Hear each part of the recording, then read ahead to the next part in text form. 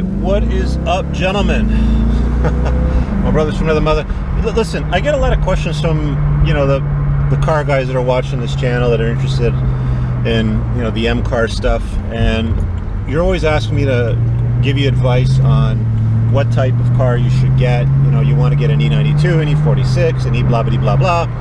So rather than respond to you individually and do a video on every single one separately, I'm just going to do one video on M cars and what I think of them, because hopefully that answers it for you. If I missed something, leave a comment below. So first of all, I got into M cars. I got in M cars, I don't know, it was around 2005 or so. And, oh shit, that's awful. Starbucks, you can do better than that. And I was hooked, okay? The way they drive, the dynamics, the handling, the power. Now, the power isn't huge. Let's talk about that for a sec. You know, versus like an AMG type product, most AMGs will smoke an M car. And straight line acceleration, but doing stuff like that, they can't hold a candle to an M car, okay? So it's a very different kind of feel. Like a AMG product in my mind is a German muscle car. It's the equivalent of a German Camaro or a German Mustang. That's what they are. An M car is a finely tuned machine that does so many things well. So many things well. It doesn't do any one thing perfect, but it does a lot of things really well. So, moving on. Got an E46 cab, beautiful Amola red. Kept that for a few years. It was slammed on some nice BBS LM wheels. I was hooked. Okay, it was like you know, it's like the first time you have sex, you're like, oh shit, I am going to keep doing this. That's basically the way that I saw myself with M cars. Now, as far as comparing them to other M cars out there, I'm just going to roll this up because it's going to get noisy. As far as comparing them to other M cars out there and what I think of them, I've driven a, I don't know the series for the M5s because I'm not totally in love with the 5-liter V10. Sorry, I love the sound of the 5-liter V10. I love the power of the 5-liter V10. I don't love the cars that BMW put them in. The M5 and the M6, to me, in my opinion, are big fat heavy pigs. Sure, they might be a little bit faster. They might offer more to the oral senses, to, like, you know, the ear candy, like the ear sex. It is probably one of the best sounding engines I've ever heard, if I'm being honest. If, you know, if I were to ever buy one of these 5-liter V10s that came in the M5 or the M6, it would strictly be because of the sound. That's it. That being said, I don't like them as much as the M3 size cars. The M3, in my view, is a perfect package. Drives extremely well. It is so well balanced and does so many things incredibly well.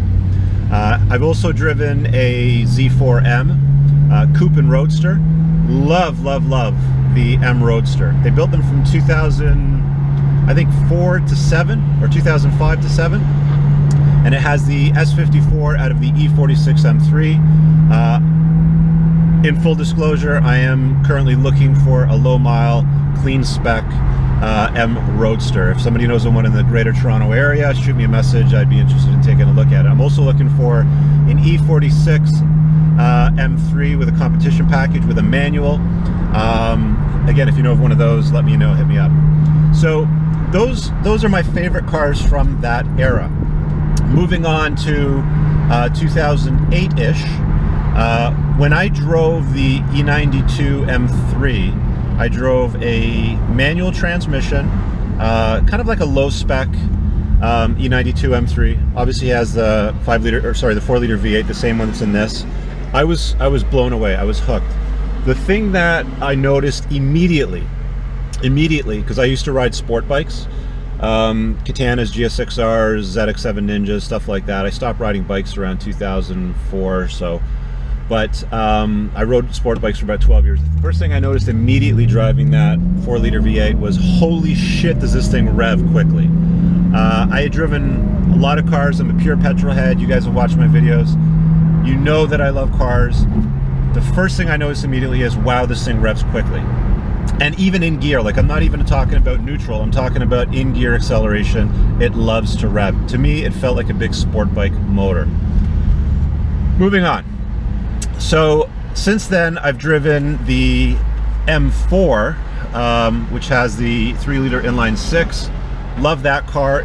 Probably going to be my next car to replace this one. I'll probably get the cab. Now, the reason why I like the convertibles, guys, is they're so practical and they do so much for me. I like top-down motoring. I'm not ashamed of being in the sun. I love getting the tan while I'm driving in the summertime. It's a hard top. It's got a ski pass-through bag through the rear. If you guys have watched my channel and seen the other videos and follow me on Instagram, you see the photographs I post from the ski hills. It does everything so well. I mean, this thing is like a pickup truck sometimes to me too. I've carried a 70-inch big screen TV home in this thing. I just, you know, drop the top, stick it out the back. It's hanging off the back, you know, with a tie down. And, you know, my friends laugh at me. They're like, hey, you know, if you want to borrow my wagon, a buddy of mine's got an AMG wagon.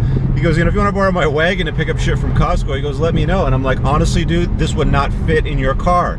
You know, having the top-down option allows me to carry big things. In my E46 M3, my last one, I picked up a full patio set in 2 loads. I mean, it was a 10-minute drive to my house, but a full patio set from Sam's Club in my E46 M3. So the practicality of these things, you know, guys that love pickup trucks, guys that love wagons or big cars, nothing tops the amount of headroom you get in this thing. It's infinite.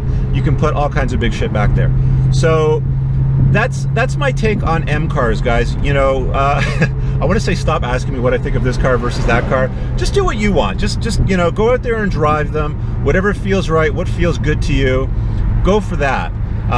Me personally, I like more, I don't want to say compact, because this is not a compact car. It's kind of like a mid-sized car. I'd say like an M5, M6 is a big car. But I like the smaller, tighter packages that are more nimble. They respond quicker to steering inputs. I don't care about being the fastest, like, power. I don't care about that shit. If you like that stuff, then go get like a AMG product or a Corvette ZR1 or something like that. Like, I love speed, don't get me wrong. I do want to go fast. I love the sensation of speed, but this thing does all of those things in such a well-balanced package. It's why I go for M cars.